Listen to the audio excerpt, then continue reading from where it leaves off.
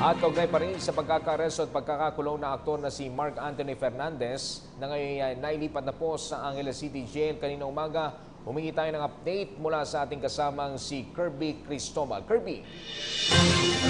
Right, sa mga oras na ito ay nailipat na nga dito sa Angeles District Jail, dito sa Angeles, Pampanga, ang aktor na si Mark Anthony Fernandez.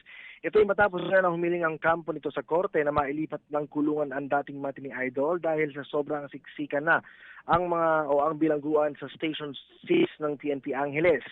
Kanina raw bumisita ang ina nitong si Alma Moreno kaninang umaga at pagdating naman ng hapon ay dumating naman dito yung kanyang kapatid na si Vandol.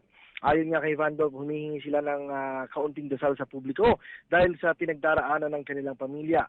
Kinumpirma rin ito na mas okay na si Mark Anthony ngayon kumpara noong mga nakarang araw dahil hindi nga ito masyadong makatulog at dahil sa sobrang siksikan sa loob ng bilaguan. Matatandaan kamakailan ay nahulihan niya ng marijuana si Fernandez matapos itong tumakas sa isang checkpoint at makipaghabulan pa sa mga pulis. Mananatili muna siya rito habang dinidinig pa yung kanyang kaso. Mula rito sa Angeles, Pampanga, kasama si Jojo Gonzales para sa PTV News, Kirby Cristobal. Ralph? Maraming salamat, Kirby Cristobal. Hi, ako po si Aljo Bendijo. Subscribe na sa PTV YouTube channel. I-click lang ang subscribe button.